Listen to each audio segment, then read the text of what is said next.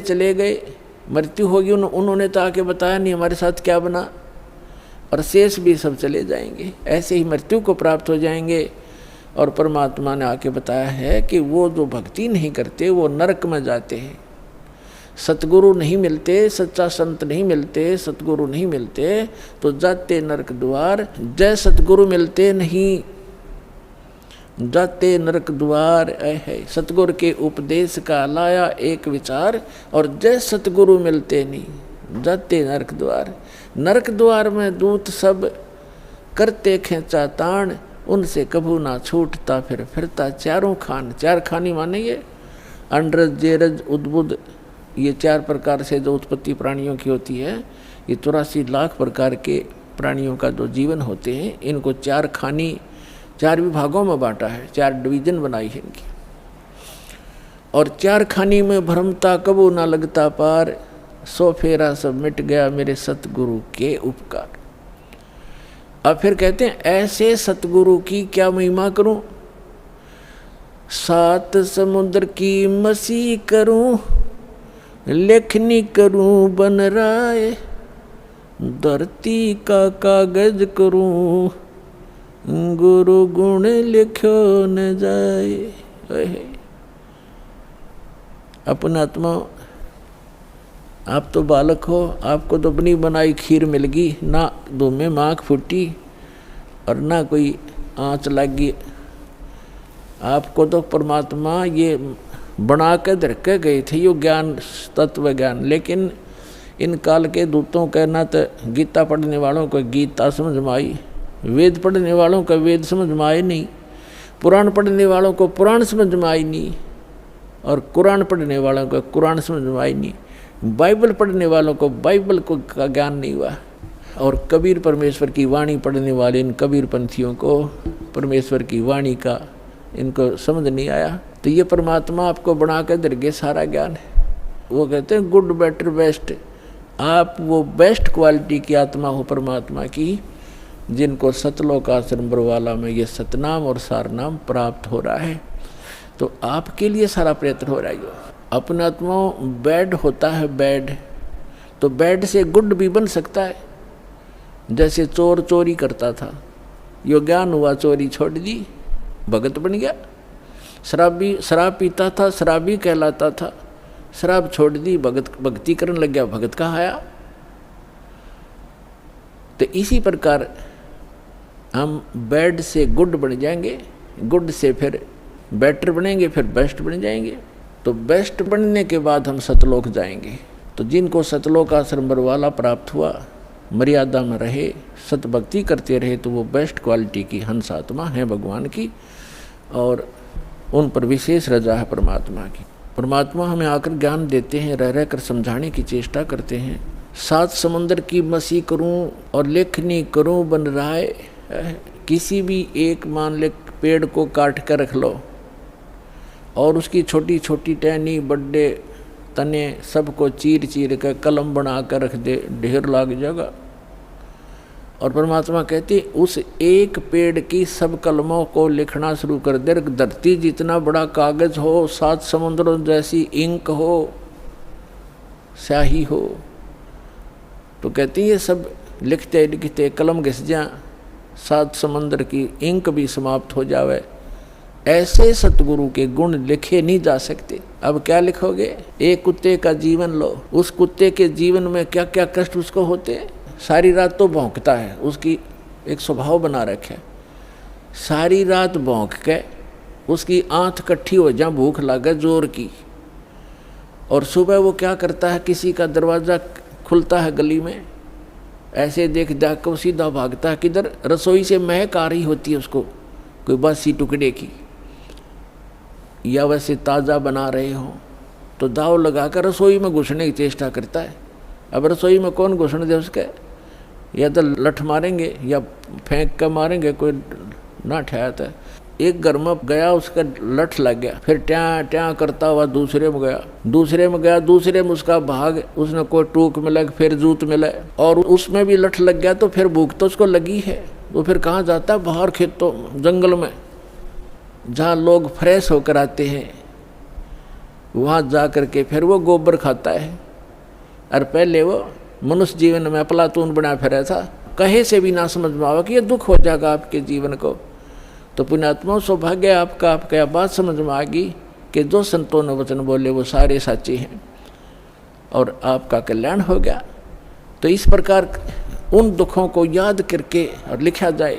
तब कहते हैं परमात्मा, सतगुरु के सजदा करूं ये कर्म छुटाए कोट, और जो ऐसे सतगुरु की निंदा करे फिर जम तोड़ेंगे ओठे। परमात्मा अपनी महिमा बताते हैं और अपने दास को जो वो भेजते हैं उसके बारे में बताना चाहते हैं कि सतगुरु के सजदा करूं, कुर्बान हो जाऊं उस संत के ऊपर जिसने कर्म छुटाए कोट। बीड़ी, शराब, मांस, तम्बाकू, भूकी, सुल्फा, गांजा, भांग और ये चोरी, जारी, बुराई, बकवाद, छुटवादी जो हम सने पड़े थे इन गंदों में, निर्मल किया और फिर सतनाम दिया। कहते हैं सतगुर के सजदा करो ये कर्म छुटाए कोट, और ऐसे संत की जो निंदा करे कहते फिर जम तोड़ेंगे होठ। यम के दूत ऐसे मारेंगे, लठ होठों पर लगे चाहे सिर में लगे, वह आगा पीछा नहीं देखेंगे ऐसे व्यक्तियों के। तो यहाँ परमात्मा कहते हैं गुरु मानुष कर जानते, ऐसे संत को कहते हैं मानुष मत गिनना। वैसे तो पुण्यात्माओं भगवान तो भगवान ही होता है, और वो भगवान वो परमात्मा स्वयं भी आते हैं एज ए गुरु एक लीला करने के लिए। और जब वो स्वयं आए थे उस समय हम यही मार खा गए थे ना। 64 लाख से सोना एक गरीब आदमी का, एक झोपड़ी में बैठ के कपड़ा बुनने वाले व्यक्ति के 64 लाख सेस हो जाना, ये एक अजूबा है जैसे हमारी बुद्धि काम करती होता है।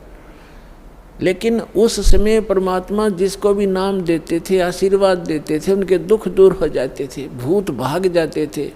कहते हैं सतगुरु जो चावै सो कर ही, 14 कोट दूत जम डर ही, ऊत भूत जम त्रास निवारे और चित्रगुप्त के कागज पाड़े। ये समर्थ कबीर भगवान है। ये आपके ऊत भूत किसी प्रकार का भी आपके ऊपर 3 ताप का दुख हो, प्रेत बाधा हो, पितृ बाधा है या कोई जंद बाधा है, अब प्रधानमंत्री के सामने फिर चोर कैसे रुकेंगे? उसके साथ तो बहुत घने बॉडीगार्ड होते हैं। तो जो भक्ति ना करके शरीर छोड़ के वो भगवान के चोर हैं। जिन हर की चोरी करी और गए राम गुण भूल, ते बिदना बागुल किए रहे उर्दमुख चूल। तो ये परमात्मा ऊत भूत जमत्रास निवार है। यम के दूत भी निकट नहीं आ सकते। कहते सतगुर सरना आए के। और धर्मराज डर कैसा? धर्मराज कहते ये नौकर हैं यम के दूत जो आकर सताते हैं, चाहे प्रधानमंत्री हो, मृत्यु के बाद बक्कल तार देंगे, पकड़ के ले जाएंगे, टीटवी गले से पकड़ लेते हैं, बाजू पकड़ लेते हैं, घसीट कर ले जाते हैं। जिसके पास भक्ति धन नहीं उससे यम के दूत नहीं डरते। और समर्थ साथ नहीं है तो कबीर परमात्मा ये समर्थ भगवान है, अनंत कोट ब्रह्मांड के स्वामी हैं। तो यह बताते हैं सतगुरु की शरण में आकर फिर धर्मराज का भी डर नहीं, यम के दूत की तो बातें छोड़ो तुम।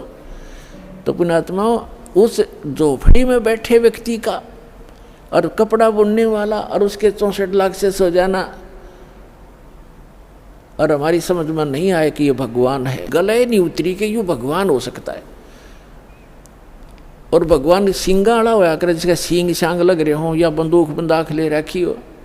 अरे जो दुख आप पर आपत्ति आई और दूर कर दी मालिक ने, और ऐसी भक्ति दी, आपका सारा सुख दे दिया। सब जो भी शरण में आए थे गिनती नहीं कर सकते इतने सुख दिए दाता ने। और लेकिन उन सिरफरों के बकाए हुए ये कह दिया करते नहीं, यो तो वैसे सिद्ध पुरुष है, कोई सिद्धि शादी जानता है, ये भगवान थोड़ा ही हो सकता है। हम मान्य करते भगवान श्री राम और श्री कृष्ण, जिसके हाथ में तीर, सुदर्शन चक्र, और हनुमान जी के पास गदा, और माता लेरी 8 हाथों में हथियार, तो हम इसे ईशान भगवान मानना थे। यह बुद्धि पर पत्थर पड़ रहे थे, इसी कारण से हम फैल रहे। तो हम उसी समय इसलिए मार खा गए कि हमने भगवान को भगवान नहीं माना। तो परमात्मा एक वाणी लिखकर गए हैं कि गुरु गोविंद कर जानियो, रहियो शब्द समाए, मिले जब दंडवत बंदगी, नहीं पल पल ध्यान लगावे। गुरु जी को गोविंद कर मानना, भगवान मानकर उसके साथ व्यवहार करना, ट्रीट करना। गुरु गोविंद कर जानियो और चलियो आज्ञा माँ, मिले तो दंडवत बंदगी, नहीं तो पल पल ध्यान लगा। जब भी आपको मिले दंडवत प्रणाम करें और गुरु जी को परमात्मा मानना। वो खुद तो भगवान थे ही, लेकिन अब अपने दास को भेजा है परमात्मा ने, तो इसलिए कि आपका जो भाव है वो बना रहेगा। जैसे गणित के अंदर एक प्रश्न आता था ब्याज का, ऋण का, तो उसमें मूलधन ज्ञात करना होता था। मूलधन तो होता था वो करोड़ों और अरबों रुपए का। उस करोड़ों और अरबों रुपए के मूलधन को प्राप्त करने के लिए मानना पड़ता है, मान लीजिए मूलधन 100 रुपये। वो 100 रुपये मूलधन नहीं है, लेकिन वो सपोज करना पड़ेगा उस प्रॉब्लम को सोल्व करने के लिए। तो ये समझ लेना पुण्यात्माओं, परमात्मा की वाणी है कि गुरु गोविंद कर जानियो और रहियो आज्ञा माई, मिले तो दंडवत बंदगी, नहीं पल पल ध्यान लगाए।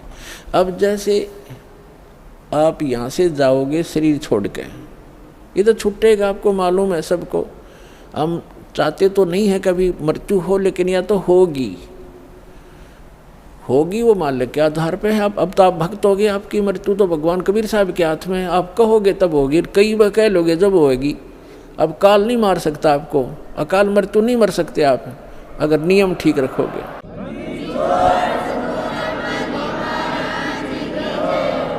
तो ये तो हमने यहाँ से जाना पड़ेगा।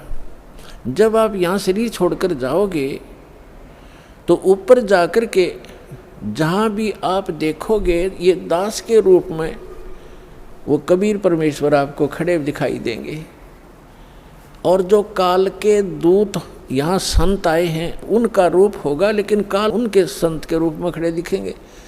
तो वहाँ जिस गुरु की वो शरण में है, तो वहाँ जाकर अपने गुरु जी के पास ही जाते हैं। वो तो सीधे के अपने वो खड़े गुरु जी, तो अब उसके शेष सारे उस गुरु के पास, उसके शेष उस दूसरे गुरु के पास।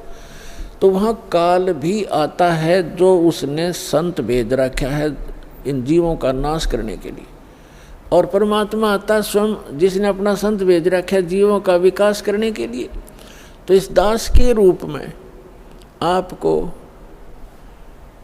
वहाँ परमात्मा मिलेंगे। आपको एक और हिदायत दी जाती है कि जब आप गुरु जी के पास जाते हो, प्रणाम करते हो, तो उसमें एक अभ्यास बनाओ कि सतनाम का सुमरण अवश्य करें। प्रथम नाम मिला है तो प्रथम का अवश्य करें। जैसे प्रणाम करते करते भी आप एक सांस का सेवन आसानी से कर सकते हो। और उससे क्या होगा, जैसे यहाँ तो आपका अभ्यास बना रहेगा, भक्ति तो करनी है, तो उससे क्या होगा, जैसे आप वहाँ जाओगे, एक तिरकुटी, एक इंटरनेशनल एयरपोर्ट समझ लो तिरकुटी।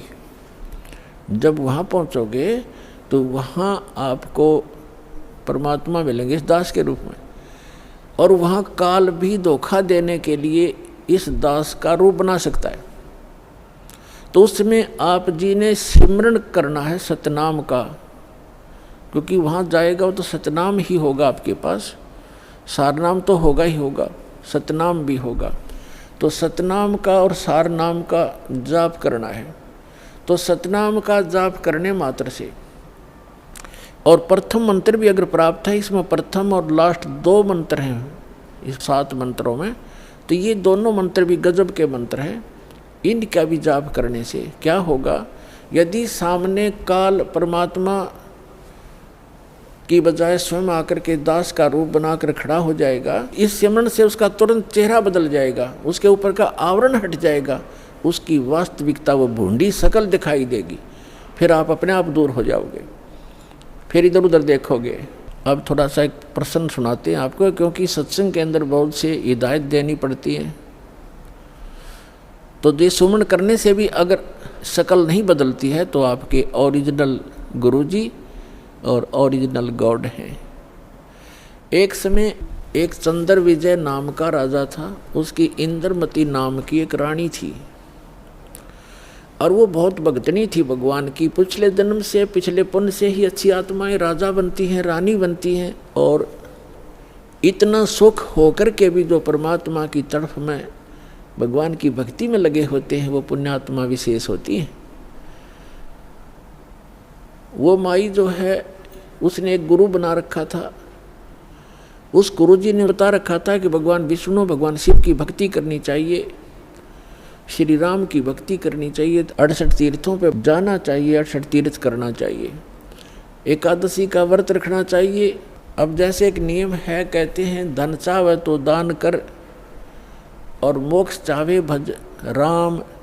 तो हमने यहाँ इस काल के लोक में रहना है तो धन भी चाहिएगा और राम भी प्राप्त करना है, तो हमने दान भी करना है और सच्चा नाम भी जपना है। अब उसके गुरुजी ने बता रखा था कि बेटी पिछले जन्म में तैने बहुत पुण्य कर रखे हैं, घने धर्म कर रखा है, जिस कारण से तू रानी बन गई। आगे ऐसी ही अच्छा जीवन प्राप्ति के लिए आप साधु संतों को भोजन कराया कर बेटा। वैसे तो आए अतिथि को भी भोजन करा दे, उसका भी पुण्य है, लेकिन भगत संत को भोजन कराने का न्यारा फल मिलता है। जैसे आपके पास पशु हैं, भैंस या गाय। एक भैंस या गाय है जो दूध देती है और अन्य भी पशु हैं जो अभी दूध नहीं दे रहे, वो भी अपने पालने ही पड़ते। अब एक तो उस दूध ना दे रहे पशु को जो चारा दिया जाता है, आहार खिलाया जाता है, वो भी हमारा कर्तव्य बनता है। लेकिन जो दूध वाले को जो चारा चराया जाता है, बिनौले खल आदि हम डालते हैं, तो वो तुरंत लाभ दे देता है। सुबह अच्छा भोजन कराओगे, चारा चराओगे तो शाम में दूध गढ़ा पाओगे उसके। तो इस प्रकार संत और भक्त होते हैं दूध वाले, और अन्य जो अतिथि आते हैं जो भक्त नहीं, भक्त है तो अच्छी बात है ना, तो वो भी एक कर्तव्य जानकर हमने उनको भी अवश्य भोजन कराना चाहिए और आदर सत्कार, आतिथ्य सत्कार से कराना चाहिए। लेकिन साधु संतों का भोजन कराया हुआ अत्यधिक लाभ देता है। अब साधु संत भक्त भले ही वो शास्त्र विरुद्ध साधना कर रहे हैं, लेकिन पूर्व जन्म के वो पुण्यकर्मी प्राणी हैं, वही भटक रहे होते हैं। कोई लाल पीले कपड़े पहनता है, कोई दाढ़ी बढ़ा लेता है, कोई मूंड मुंडा लेता है, कोई तिलक लगाता है, जैसा भी उसको मार्गदर्शक मिल गया, क्योंकि उसको परमात्मा चाहिए, चाहे किसी भी भेख बनाने से मिल जाए, वो परमात्मा की तरफ तड़फ रहा है। ऐसे को व्यक्ति को भोजन कराने से विशेष लाभ होता है, क्योंकि अब तो साधना ठीक है नहीं, लेकिन पूर्व जन्म की कमाई उसकी है, और वो भक्त भगवान का विशेष प्यारा होता है। चाहे आज वो किसी की पूजा कर रहा है, लेकिन वो भगवान कबीर साहब का ही बच्चा है। तो इसलिए ये एक नियम है। इस नियम के आधार से उस संत ने अपनी शिष्या इंद्रमती से कहा था कि बेटा साधु संतों को भोजन कराने से अगले जन्म में भी तू रानी बन जाएगी। अब इनको ज्ञान इतना ही था कि रानी बन जा, रानी कितनी बार बनेगी, फिर गद्दी भी तो बनेगी। वो एक दिन वो समस्या इनका समझ में नहीं आ रही थी, अकिया भी पड़े गले में। ठीक है, जितना उनको ज्ञान था उस रानी को ज्ञान उसने दे रखा था। अब वो अपने गुरु जी के बताए मार्ग पर कति दृढ़ थी। अब क्योंकि वो ऐसी पुण्यात्माएं कबीर साहब के बच्चे हैं, परमात्मा कहते हैं दो जन मेरी शरण है, ताका हूँ मैं दास और गेल गेल लाग गया फिरूँ, साथ साथ फिरता रहता हूँ जब तक धरती आकाश। आपको बहुत बार बताया, क्योंकि ये दातंग मार्ग है पुण्यात्माओं। आपने केवल कथाएं सुनी हैं, ये राम कृष्ण की, सुदामा और कृष्ण की, बेलनी और राम की, राम रावण की लड़ाई, महाभारत का युद्ध, ये भी एक इतिहास है, लेकिन ये अध्यात्म मार्ग नहीं था। अब ये है संपूर्ण अध्यात्म मार्ग ज्ञान, इसको बहुत प्रकार से समझाना पड़ता है। अब रानी ने जो भी गुरुजी ने बताया था उस पर दृढ़ होगी। और उसने ये सोचा कि भी साधु संतों को भोजन कराना अनिवार्य है। उसने एक अपना नियम बना लिया कि मुझे भूल ना पड़े, मैं प्रतिदिन संतों को, जितने भी आसपास संत हैं 2, 4, 10, कम से कम एक को तो भोजन करा कर ही मैं प्रतिदिन आहार किया करूँगी। तो उसने अपने नौकरों से बोल दिया कि आसपास जो भी जंगल में कोई साधु संत हो उनको प्रार्थना करके आओ कि डेली यहाँ भोजन करके जाएं, और जो यहाँ नहीं आ सकते उनको वहाँ पहुँचा कर आओ। अपने हाथों रोटी बनाती रानी होकर, चाहे 10 संत आते, चाहे 5 आते, चाहे 20 आते। तो ये सिलसिला शुरू था। एक बार क्या हुआ कि कुंभ के मेले का कोई ऐसा संस्कार हो गया। कुंभ के मेले पर हरिद्वार में चले गए सभी साधु संत पर भी लेने के लिए, और पैदल आना जाना होता था तो 10-15 दिन का प्रोग्राम उनका बनता ही बनता था। कोई भी संत उस क्षेत्र में रहा नहीं। अब रानी को पता चला कि साधु आए नहीं, पता करके आओ। पता करके आए, साधु नहीं थे, कोई है नहीं, सब चले गए, सबकी झोपड़ी खाली पड़ी है। पता चला कि वो तो तीर्थ भ्रमण पर चले गए। तो रानी ने प्रण कर रखा था, प्रतिज्ञा कर रखी थी कि जब तक खाना खिला लूँगी संत को मैं आहार नहीं करूँगी। 1 दिन बीत गया, 2 दिन बीत गया, रानी थी भूखी गड़ी रही नहीं थी। 3रे दिन तो वह कति आंखें बंद करने लगी, अब मरूंगी।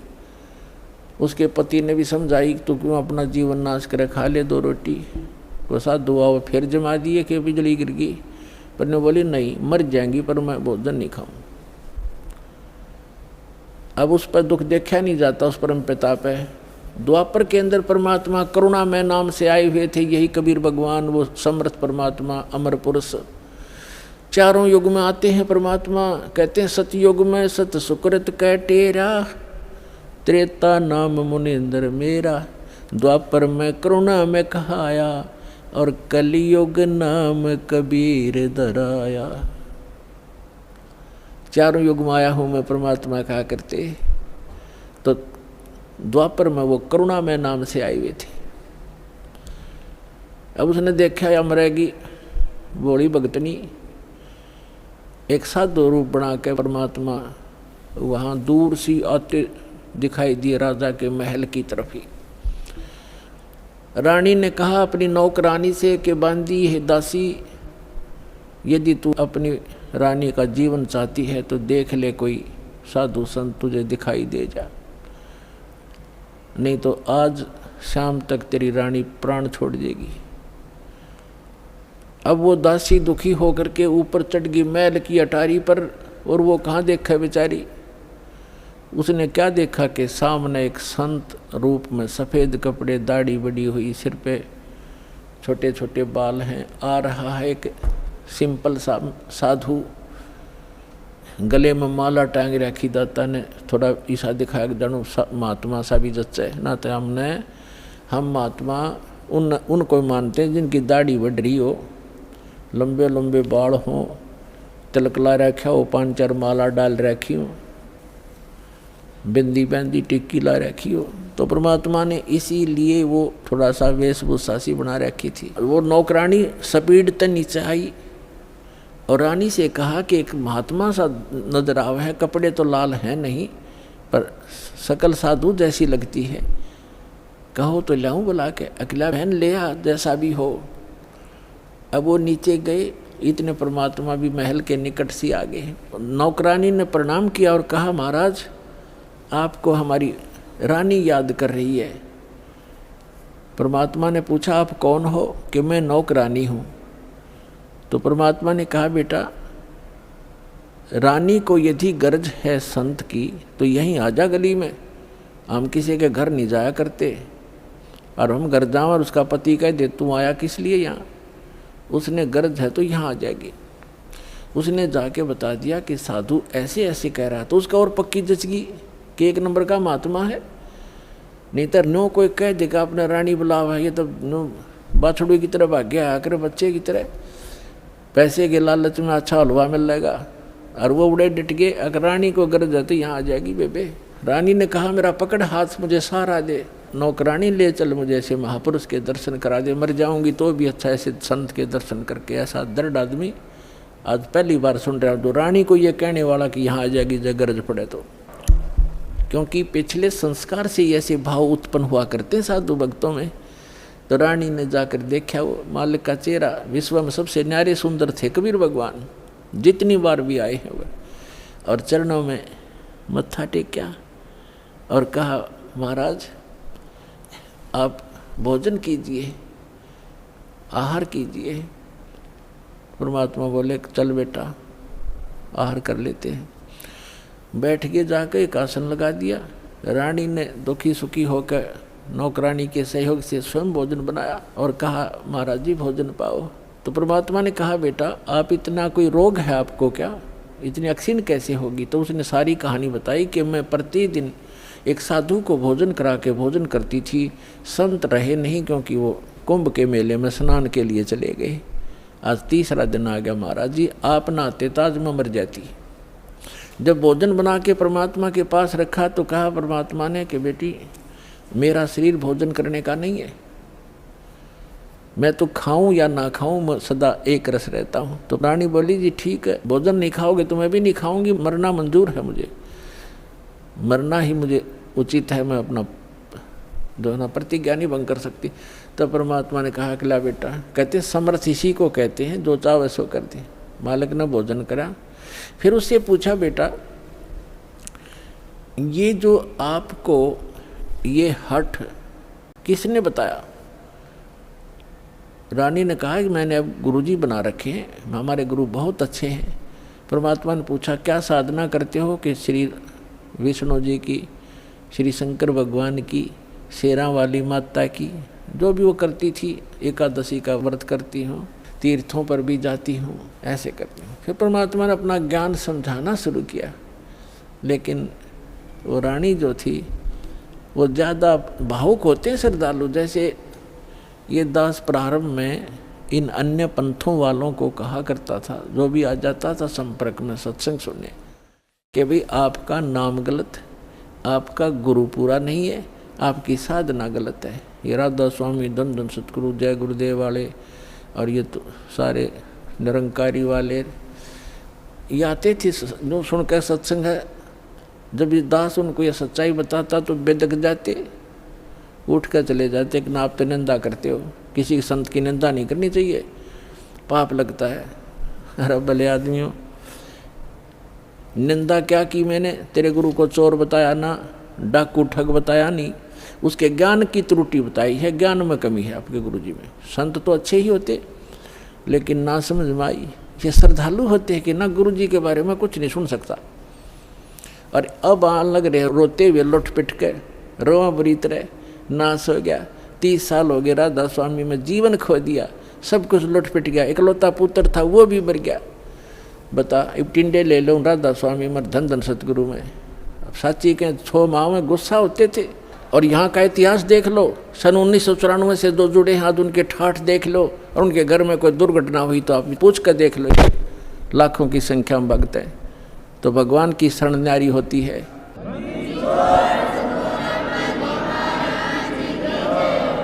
एक भगत से उसके सुख पूछने लग जाना, आपका दिमाग फेल हो जाएगा और उसके मुंह का थूक सूख जाएगा, गुण भगवान के वो बताने से बंद नहीं होगा आपको, जिसने 5-4 वर्ष से भी नाम ले रखा है। ये समर्थ है, पूर्ण परमात्मा है, इसलिए दास ये रे हो रहा आपके लिए कि किसी प्रकार आपके समझ में आ जा कबीर इज गॉड। दास का काम पूरा हो, फिर तापा डूंडा पाट जाएगा, पर विश्व में एक ही रस हो जाएगा कुछ दिनों में।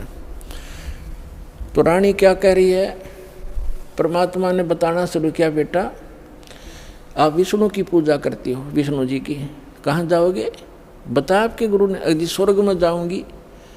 स्वर्ग में कितने दिन रहोगे।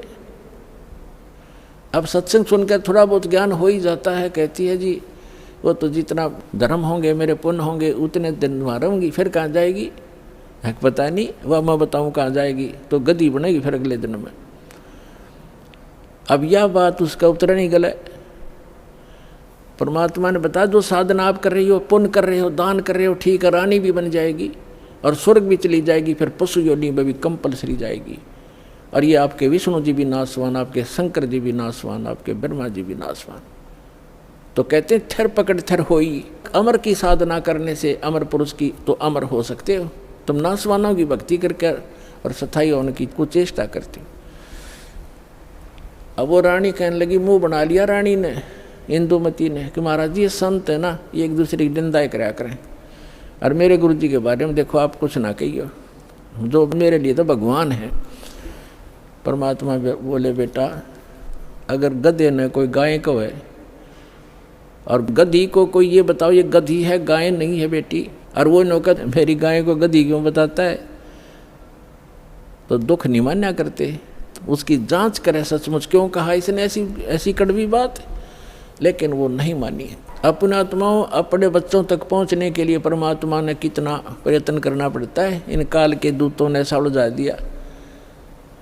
अब परमात्मा ने बहुत कोशिश की कि बेटा मैं तेरे हित की बात कह रहा हूँ, मैं तेरे गुरु जी को चोर नहीं कहता, गुंडा डाकू नहीं कहता, उनको ज्ञान नहीं है, वो विष्णु जी को समर्थ शक्ति बताते हैं, विष्णु जी खुद नाशवान है, तो आपकी रक्षा कैसे करेगा वो। शिव जी को आप भगवान मानते हो, परमात्मा ने बताया कि जिस समय भस्मागिरी नाम का एक संत भगवान तेरे शंकर जी के सामने ऊपर ने पैर नीचे ने सिर करके 12 वर्ष तपस्या की, आपने पढ़ा होगा पुराण में, कहाँ जी पढ़ रखा है, सुना है, पढ़ा भी है। और जो भस्मकंडा शिव से मांग लिया और भगवान शिव को मारने की चेष्टा करने लगा वो भस्मासुर, तो भगवान शिव जी ने क्या किया, भाग्य थे ना वो, तो वो अविनाशी हैं, जिनको तो अविनाशी मान रही, उनसे तू रक्षा की बाट देखे, सुरक्षा, वो आप सुरक्षित नहीं। अब बात सारी साची, पर गुरु जी के बारे में सुनना कति पसंद नहीं, वो पिछला रंग चढ़ रहा है कसूता। तब परमात्मा ने कहा, बेटा मान से मत मान, देखो मैं वैसे अपने आप को भगवान कहें तो कोई ना कतिये ना मानने जनता। परमात्मा ने कहा कि जिस भगवान की मैं भक्ति बताता हूँ वो अजरो अमर है, उसकी भक्ति करने से आपकी आयु भी बढ़ जाएगी, जो मंत्र मैं दूंगा, और जो मंत्र आप जाप करते हो इससे आपकी उम्र ना बढ़ सकती ना घट सकती, और हम जो मंत्र देंगे उससे आपकी जितनी आयु आप चाहोगे वो बढ़ जाएगी। तो वो फिर भी ये कहती है जी इस तरह की बातें तो ये संत आपस में खूब जानते हैं, मुझे तो अपना गुरु बिल्कुल मेरे हृदय में समा रहे हैं। तो परमात्मा ने कहा, ठीक है बेटा, साच कहूँ जग मानने नहीं और झूठ कही ना जाई हो, और ब्रह्मा विष्णु शिव जी दुखिया जिन ये राह चलाई हो। तो परमात्मा ने कहा कि ठीक है बेटी, मैं चला, मान जाए मत मान, मेरा फर्ज था तेरे को सच्ची बात बताने का, और आज से तीसरे दिन तुझे सर्प डसेगा, तीसरे दिन तेरी सर्प के डसने से मृत्यु होगी, ना तेरा गुरु बचा सकेगा, ना तेरा विष्णु, ना तेरा शंकर जी बचा सकेंगे, और ना तेरा भक्ति यो मंत्र बचा सकेगा। और न्यू कह के महाराज जी उठन लगे, चरना पड़ गई। अब मौत दिखे है ना, जब जच्चा कहाँ ही बूढ़ी बन गया दे। साधु संत झूठ नहीं बोला करते, चरणों में गिर गई और कहने लगी, महाराज सचमुच। परमात्मा बोले, तीसरे दिन आगे तेरी शेष आयु नहीं है और 83 लाख योनियों में जाएगी तू। फिर बोली, महाराज जी फिर क्या करूं मैं मंत्र दूंगा, बेटा मंत्र जाप करिए, और उस गुरु जी से बात भी मत करिए, जो दुश्मन है तेरा।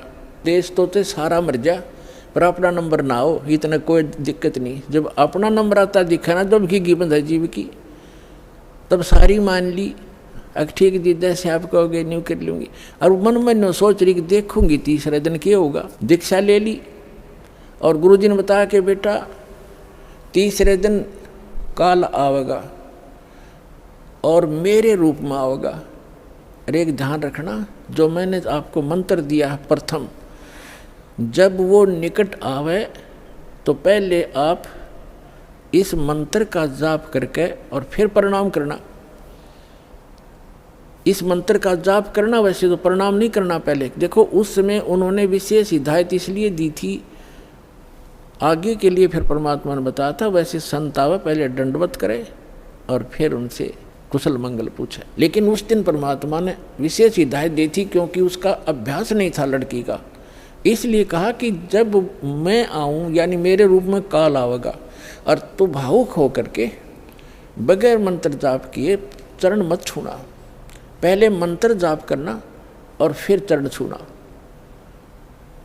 अब रानी ने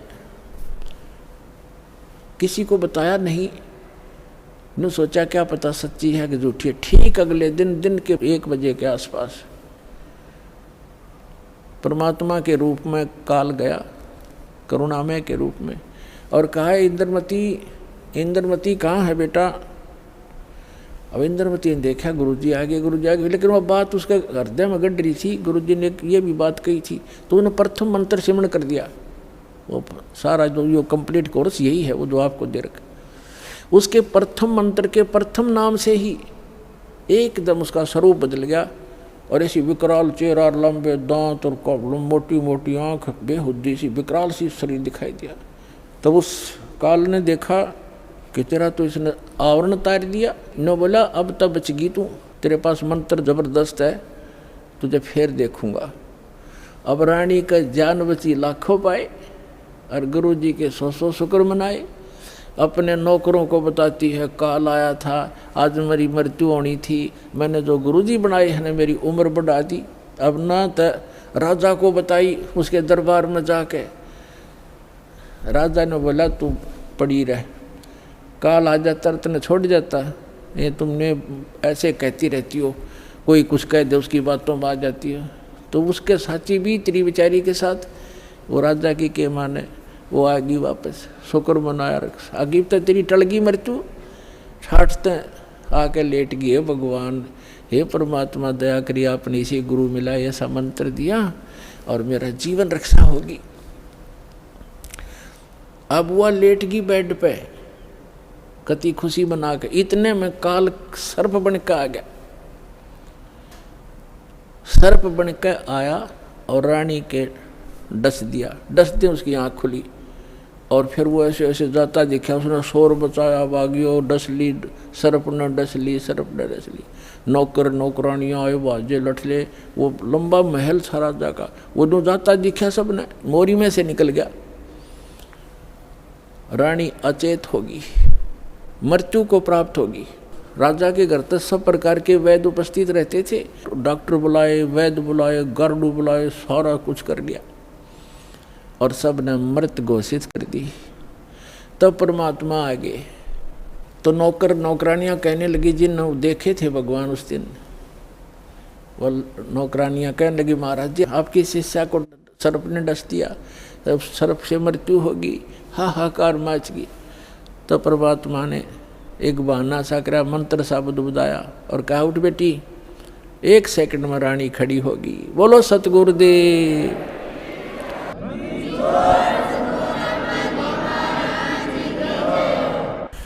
धन धन सतगुरु सत कबीर, भगत की पीड़ मिटाने वाले। धन धन सत कबीर, भगत की पीड़ मिटाने वाले, भक्त की पीड़ मिटाने वाले, भक्त की वाले। धन धन सतगुरु सत कबीर, भक्त की रहे नल नील यतन कर हार, तब सतगुरु से करी पुकार। रहे नल नील यतन कर हार, तब सतगुरु से करी पुकार। जा सतरेखा लखी अपार, सिंधु पे सिलात रहने वाले। जा सतरेखा लिखी अपार, सिंधु पे सिलात रहने वाले। धन धन सतगुरु सत कबीर, भक्त की पीड़ मिटाने वाले, भक्त की पीड़ मिटाने वाले, भक्त की धन धन सतगुरु सत कबीर भगत की। डसी सर्प ने जब जा पुकारी, इंद्रमती अकुलाय। डसी सर्प ने जब जा पुकारी, इंद्रमती अकुलाय। आपने तुरंत करी सहाय बेरुली, मंत्र सुनाने वाले। आपने तुरंत करी सहाय बेरुली, मंत्र सुनाने वाले। धन धन सतगुरु सत कबीर। भक्त की पीड़ मिटाने वाले, भक्त की पीर मिटाने वाले। धन धन सतगुरु सत कबीर भगत की। दामोदर सेठ के होठ अकाज, अर्ज करी डूबता देख जहाज। दामोदर सेठ के होठ अकाज, अर्ज करी डूबता देख जहाज। लाज मेरी रखियो गरीब नवाज, समुद्र से पार लंघाने वाले। लाज मेरी रखियो गरीब नवाज, समुद्र से पार लंघाने वाले। धन धन सतगुरु सत कबीर भगत की। भक्त की पीड़ मिटाने वाले, भक्त की पीर मिटाने वाले। धन धन सतगुरु सत कबीर। कह कर जोर दीन धर्मदास, दरस दे पूर्ण करियो आस। कह कर जोड़ दीन धर्मदास, दरस दे पूर्ण करियो आस। मेटियो जन्म मरण की तरास, वो सत्य पद प्राप्त कराने वाले। मेटियो जन्म मरण की तरास, वो सत्य पद प्राप्त कराने वाले। धन धन सतगुरु सत कबीर भगत की पीड़ मिटाने वाले। भक्त की पीड़ मिटाने वाले, भक्त की पीड़ मिटाने वाले। धन धन सतगुरु सत कबीर भगत की। भक्त की पीड़ मिटाने वाले, भक्त की पीड़ मिटाने वाले। धन धन सतगुरु कबीर भगत की। कह कर जोड़ दीन धर्मदास, दरस दे पूर्ण करियो आस। कह कर जोड़ दीन धर्मदास, दरस दे पूर्ण करियो आस। मेटियो हो जन्म मरण की तरास, सत्य पद प्राप्त कराने वाले। धन धन सतगुरु सत कबीर भगत की पीड़ मिटाने वाले। डसी सर्प ने जब जाए पुकारी, इंद्रमती अकुलाए। आपने तुरंत करी सहाय बेरुली, मंत्र सुनाने वाले। परमात्मा ने लीला की।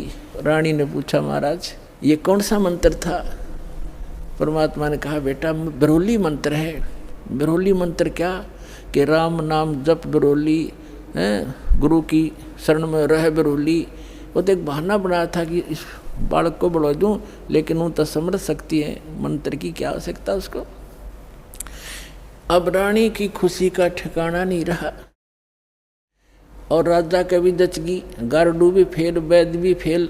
इतना जरूर मान लिया संत ठीक है, लेकिन राजा की बुद्धि 7वें आसमान पर होती है। पुण्यकर्मी प्राणी होते हुए भी वो दुर्भागी होता है जो भक्ति नहीं करता, और रानी होते हुए या राजा होते हुए जो भक्ति करते हैं, सत साधना करते हैं, चाहे कैसे भी कर रहा है। परमात्मा कहते हैं चाहे कोई भक्ति करे कपट की और उसको भी अपनाऊं और श्याम दाम दंड भेद से ती फिर सिद्ध मार्ग लाऊं। अब देखो परमात्मा काल को आने भी नहीं देता, इसलिए आने दिया रानी का जच्चा ना हो। या बात संत जो साची कह गया, परमात्मा समझ रहे थे कि या फिर छोड़ दे हो गुरु, दूसरा गुरु आते ही उसके भी चरण छुआ और उसकी भी आरती तारा हो। और पुण्यात्मा गुरु को तजे भजे जो आना, अर्ता पशुआ को फोकट ज्ञाना। परम संत ने छोड़कर फिर वो नकलियाँ फिर भी आस्था जिसकी है तो वो फोकट ज्ञान श्रद्धा नहीं बनी उसकी।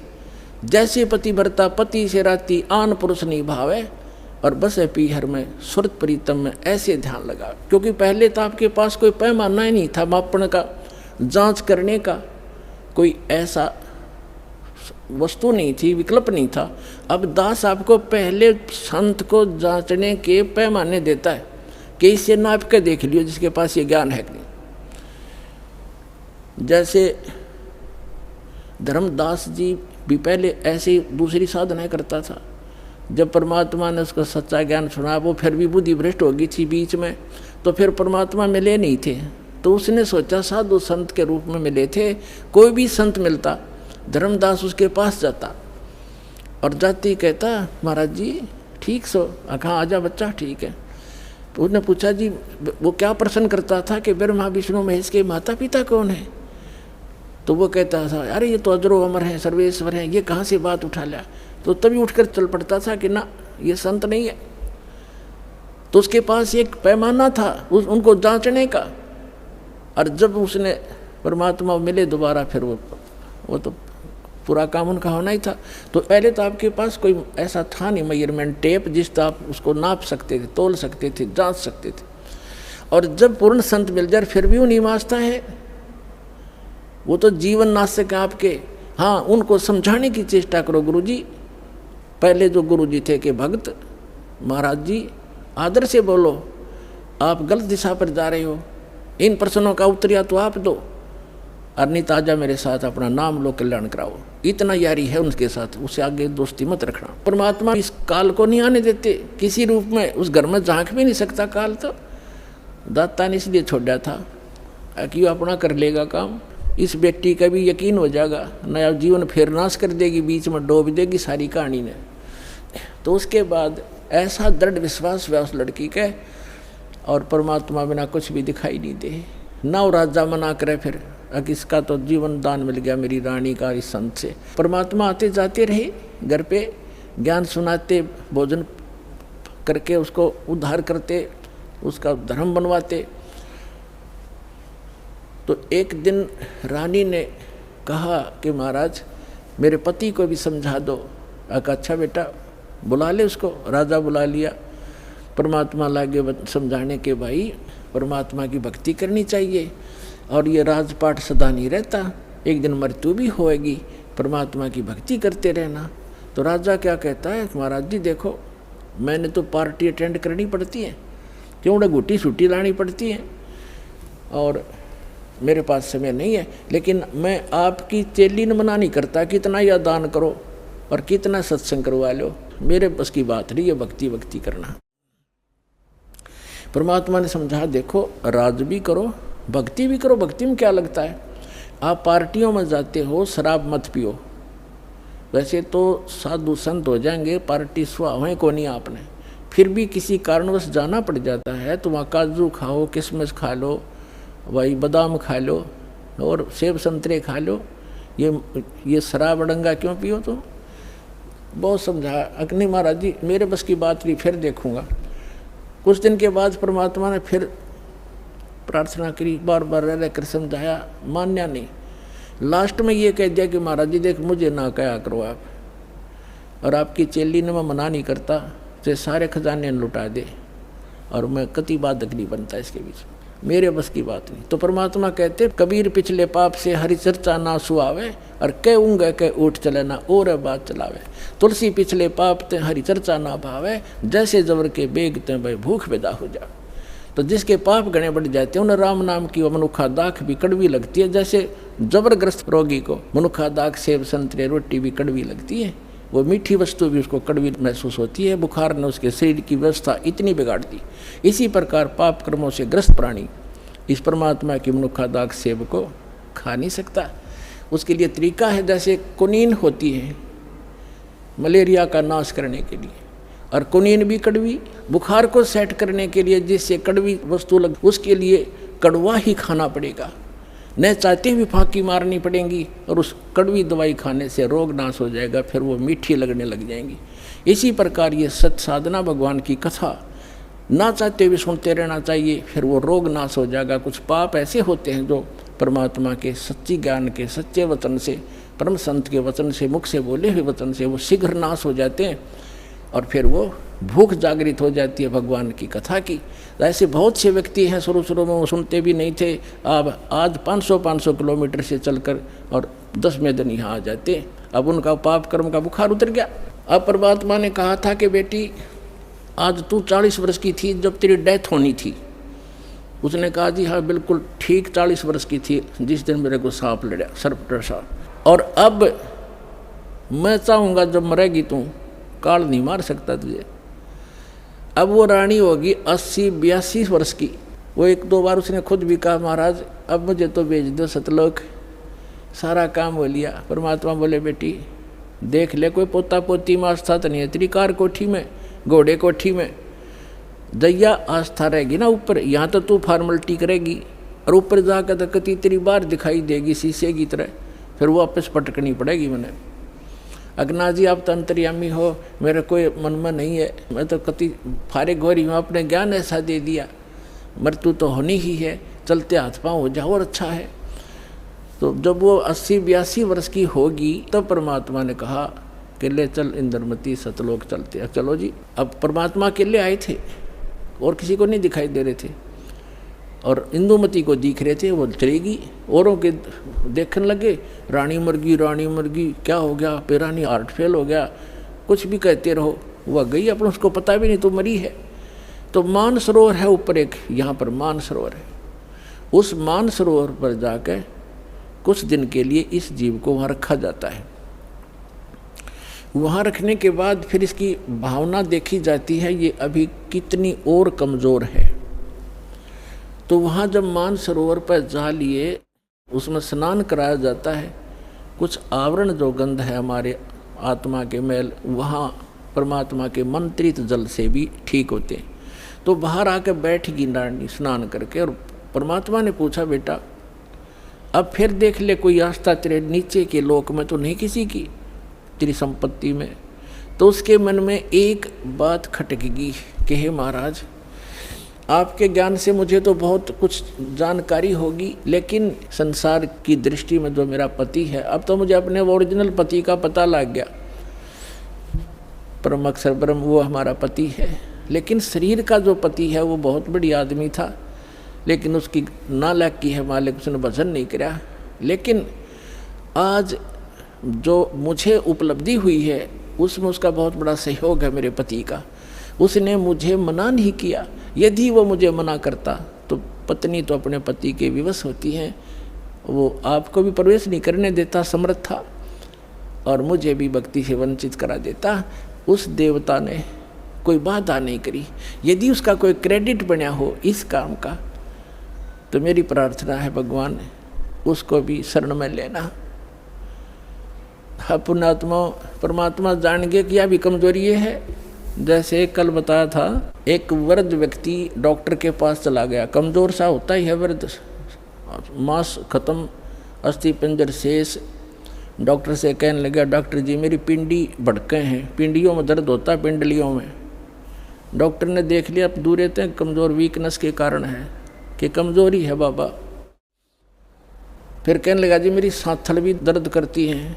डॉक्टर बोला कमज़ोरी है बाबा। मेरे सिर में दर्द रहता है डॉक्टर जी।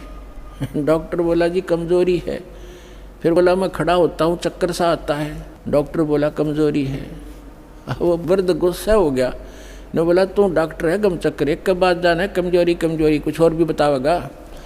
तो डॉक्टर बोला यह भी कमज़ोरी है, क्योंकि कमज़ोर आदमी ने गुस्सा आया करे, ये भी ड्यू टू कमज़ोरी है, वीकनेस है।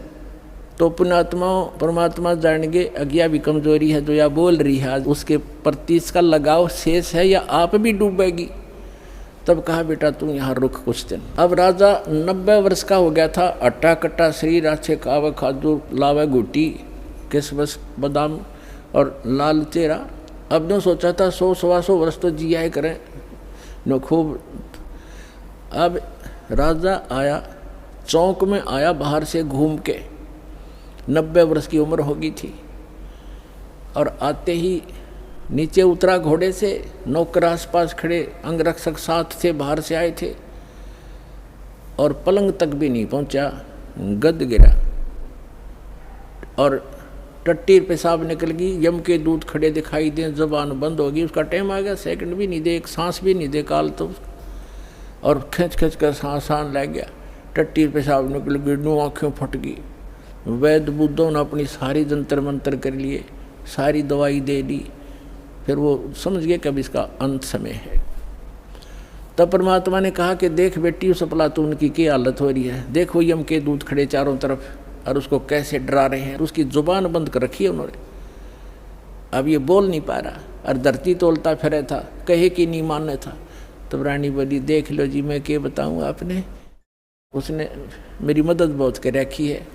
परमात्मा समझ गए कहाँ या के कहना चाहो है, तो कहने लगा बेटी मैं जाता हूँ। तो परमात्मा आकर प्रकट हो गए वहाँ उनके चौक में। कबीर साहब के आते ही यम के दूत न्यो गए, एकदम गायब हो गए। राजा होश में आ गया और उसने सामने परमात्मा खड़े दिखाई दिए, चरणों में पड़ गए। और वो यम के दूत आकाश में दिखे, वो नो देखकर कभी भगवान की तरफ देखे।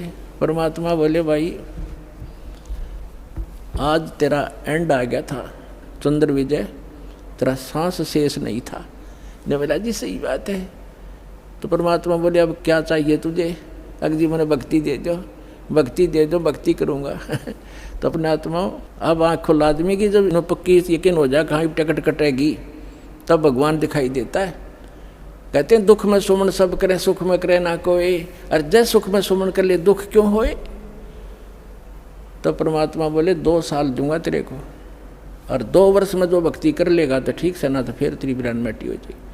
दे के बच्चों ने राजपाठ और बैठ गया माला लेके।